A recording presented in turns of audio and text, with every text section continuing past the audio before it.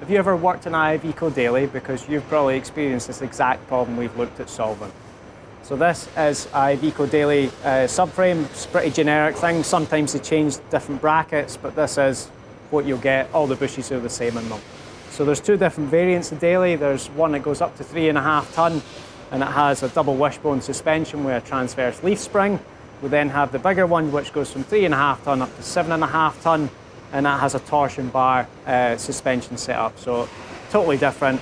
This one is your much heavier duty one for the extra loading. So on this subframe we have an upper arm that comes out, the torsion bar comes through it, and then a lower control arm just tucked away down here. The bushes between the two are very, very similar. So we're just going to take a run through it today, show you the options we have for fixing this issue. So if we start with the top here, where the torsion bar comes through, this is an example OEM bush here.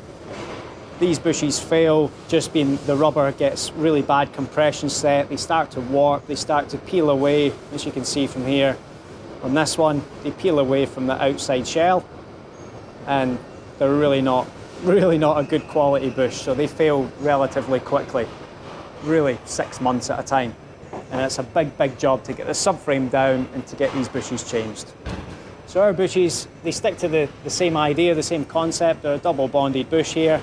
We have a slightly larger one here, a 38.3mm ID, which goes on the rear for the torsion bar to go through, and a 33mm ID one for the front here, for the end and the nut to go onto.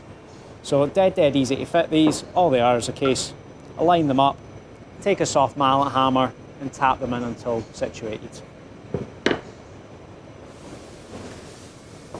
On the bottom half of the subframe here, on this lower control arm, we have a very similar bush. It's actually the exact same as one of the top bushes here, with 33mm ID.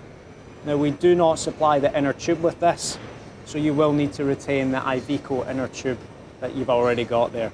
So again, exact same thing, align it, knock it in with a soft mallet hammer until fully seated, put the control arm in place and slide the tube through. Easy as that.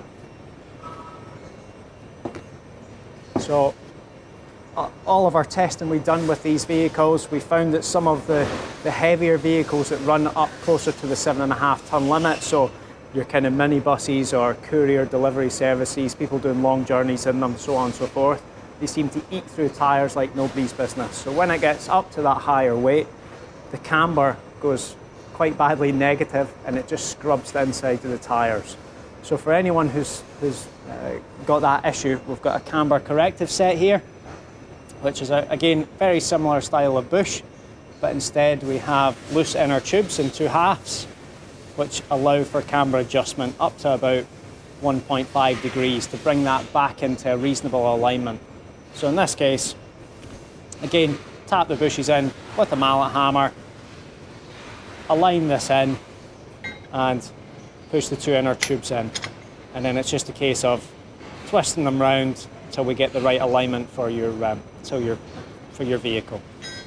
These also come with some shim washers, just to make sure when the 2 tubes come together they are fully intact, and when you can actually torque it up properly. Sometimes there's a bit of deviation on the subframe tolerance and on the overall width, so it's a good thing just to double check before going into it. So yeah, ideal setup.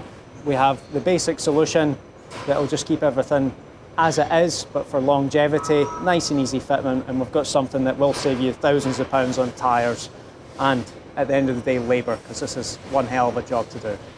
As a side note, we also cover the front anti-roll bar bushes, both inner and outer, and we also cover the rear anti-roll bar bushes as well, as we see these, as a regular failure, just as bad as the front subframe.